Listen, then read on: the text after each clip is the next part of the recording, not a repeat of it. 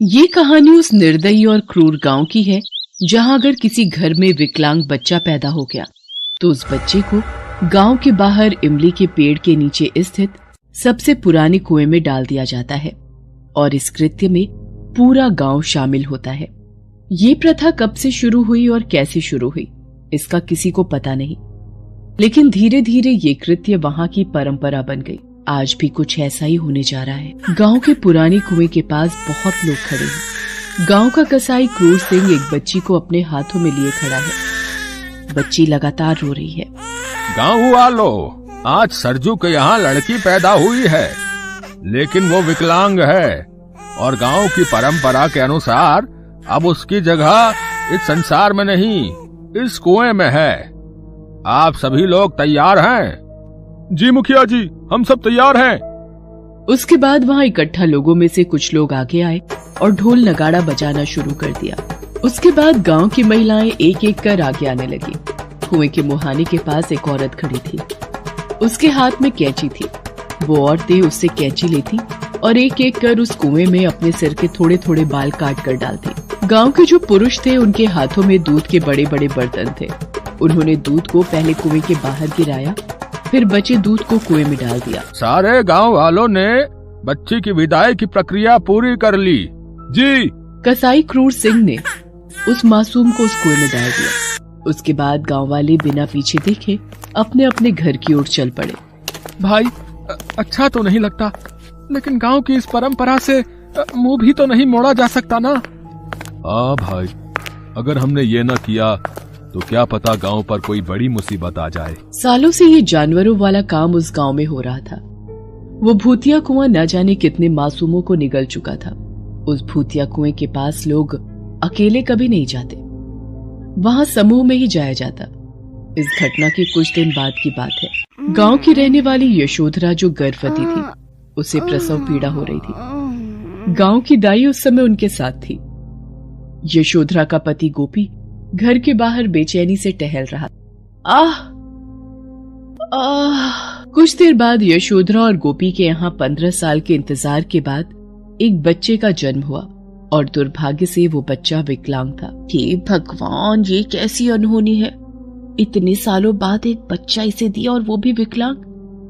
गांव की परंपरा के अनुसार तो इसे भी कुएं में डाल दिया जाएगा। बेचारी यशोधरा तो अपने बेटे को अभी ठीक से देख भी नहीं पाई थी। उसने दाई के मुंह से ये सुना तो वो फूट फूट कर रोने लगी और उसके आगे हाथ जोड़कर बोली, दाई माँ, भगवान के लिए तुम ये बात किसी को मत बताओ कि मुझे विकलांग बच्चा हुआ है। अरे पागल वागल हो गई है क्या? अगर मुखिया जी को पता चल गया तो वो मुझे गांव से निकाल देंगे। मैं झूठ बोलकर खुद को और पूरे गांव को मुसीबत में नहीं डाल सकती। दाई की बातों को सुनकर यशोधरा ने अपने नवजात बच्चे को अपनी गोद में उठा लिया और गुस्से में कहा, ठीक है, आप जाकर बोल दीजिए मुखिया जी को कि मैं अपना बच्चा उन्हें कुएं में डालने के लिए नहीं दूंगी। हरगिज नहीं दूंगी, चाहे मेरी जान ही क्यों ना चली जाए। दाई के मुंह से मुखिया ने जब यशोधरा द्वारा कही गई बात को सुना तो वो गुस्से में भर गया। क्या कहा? यशोधरा ने परंपरा को मानने से इनकार कर दिया? ऐसा कैसे हो सकता है? उसकी बेवकूफी के कारण कहीं पूरा गांव खतरे में ना आ जाए। मुखिया उसी समय यशोधरा के घर की ओर निकल पड़ा और यशोधरा को अपना बच्चा देने के लिए कहा। यशोधरा, बेवकूफी मत कर, अपना ये बच्चा हमें दे दे।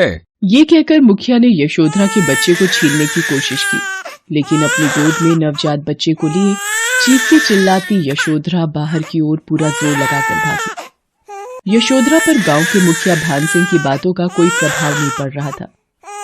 अपने आदमियों की मदद से वो किसी भी तरह उसके नवजात बच्चे को छीनना चाह रहा था।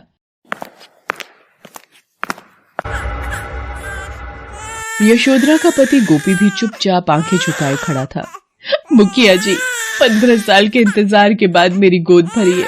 भगवान के लिए इसे मुझसे मत छीनिए, इसे उस कुएं में डालकर मत मारिए। यशोधरा, तू पागल हो गई है क्या? तुम्हें पता है ना, अगर किसी के घर विकलांग बच्चे का जन्म होता है तो उसे गांव के कुएं में डालकर मार देने की परंपरा कई सालों से चली आ रही है। अगर हमने ऐसा नहीं किया तो गांव पर ही इसका कहर टूटेगा। लेकिन एक माँ की बात परंपरा के नाम पर अनसुनी कर दी गई। उसके नवजात बच्चे को भी कुएं में डालकर मार दिया गया। मुझे उस गांव में नहीं रहना जहां मासूमों की हत्या कर दी जाती है। उसने उसी रात उसी भूतिया कुएं में कूदकर अपनी जान दे दी। उसकी आत्मा कुएं में सालों से पड़े उन नवजात बच्चों में प्रवेश कर गई और हजारों बच्चे उस कुएं से बाहर निकलने लगे और रास्ते में मिलने वाले जानवरों को मारना शुरू कर दिया। साथ ही उन्हें जो भी इंसान दिखता वो बच्चे उनकी बोटी बोटी नोच डालते। फिर सुबह होते ही वो सारे बच्चे उसी कुएं में प्रवेश कर गए। अरे ये क्या हो गया? मेरी गायों को किसने मार दिया?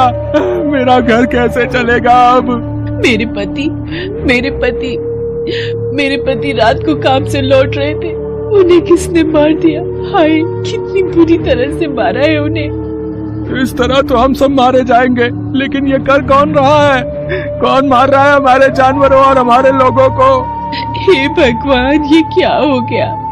कौन हमारे गांव को शमशान बना रहा है? उसके बाद तो मौतों का सिलसिला हर दिन होने लगा। पूरा गांव दहशत में था। मुखिया जी की पत्नी भी उन भूतिया बच्चों का शिकार बन गई थी।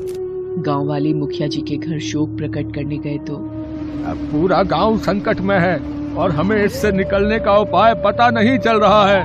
मुखिया जी, वो ना हो इन घटनाओं के पीछे किसी ऊपरी हवा का हाथ है? हाँ बिल्कुल, ये कोई शैतानी ताकत ही कर रही है। गांव वालों, मैं तो खुद टूट गया हूँ, लेकिन इस संकट के समय हमें एक दूसरे का साथ देना होगा। बोलिए, हम क्या करें? उसके बाद मुखिया जी ने बताया कि उन्होंने पड़ोस के गांव के सबसे बड़े तांत्रिक को बुलाया है, मुसीबत से छुटकारा दिलाएगा। उसी रात की बात है, पड़ोस के गांव के तांत्रिक ने पूरे गांव के लोगों को एक जगह इकट्ठा किया और उस जगह को अपने मंत्र की शक्ति से अभिमंत्रित कर दिया। रात के 12 बजे के करीब वो भूतिया बच्चे कुएं से निकलकर गांव में प्रवेश करने लगे। कुछ लोगों के पशु बाहर बंधे थे, वो उन्हें मारकर खाने लगे। जब लोगों ने उन बच्चों को देखा तो हे भगवान, ये कैसे बच्चे हैं? बाप रे, ये तो भूतिया बच्चे हैं।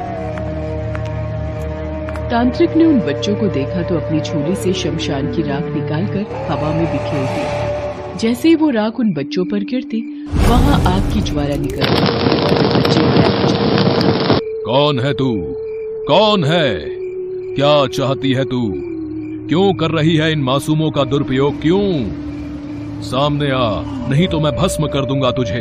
अगले पल वहाँ यशोधरा चुड़ैल के रूप में सबके सामने आ गई। उसे देखकर पूरा गांव, जिसमें उसका पति गोपी भी शामिल था, सभी आश्चर्यचकित रह गए। यशोधरा तू? हाँ, मैं मार दूंगी, मैं सबको मार दूंगी। इन लोगों ने मेरे दूध हुए बच्चे को एक घटिया परंपरा के नाम पर मारा, मैं सबको मार दूंगी। तांत्रिक को इस गांव की इस परंपरा का पता नहीं था। उसने भी जब इस बारे में सुना तो वो भी गुस्से से भर गया। मुखिया जी, ये कैसी घटिया और राक्षसों वाली प्रथा इस गांव में चली आ रही है? आप लोगों का कैसा हृदय है जो बच्चों को मारकर भी नहीं पिघलता?